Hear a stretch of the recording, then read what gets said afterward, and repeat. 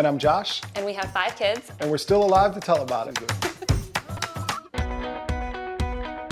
If you're looking to take your family from just surviving to thriving, you have to be intentional about it. And the best way to do this is with a weekly family meeting. I call this meeting to order. Family meeting is so important because it's an intentional time that we set aside each week to focus on the things that our family needs to focus on so that we can be the best family we can be.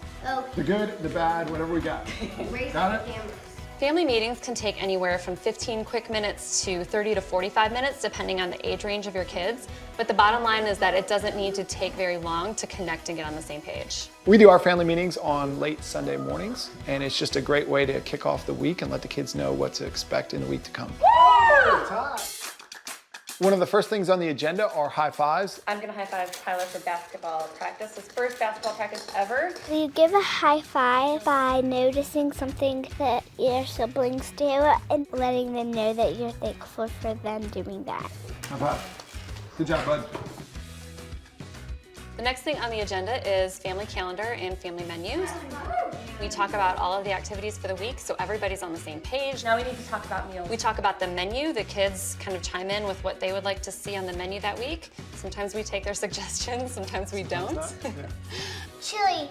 It's a really good way for us to be on the same page and know what the week ahead will bring us. Right? Another thing that happens during family meeting is we discuss personal challenges. Once a month, we come up with a new personal challenge for each person in the family. And it could be anything from practicing my cursive writing to working on my handstand to practice dribbling with my left hand.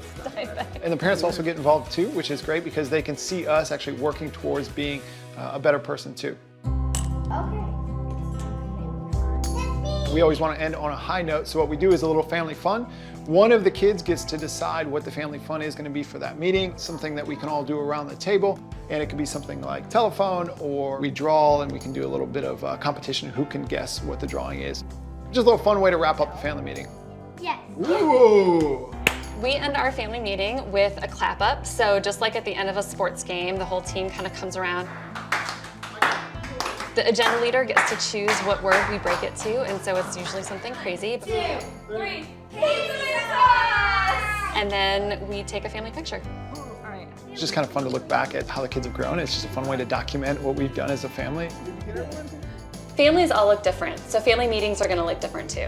But the important thing is just to make the time to be consistent and to stay connected. So, high five.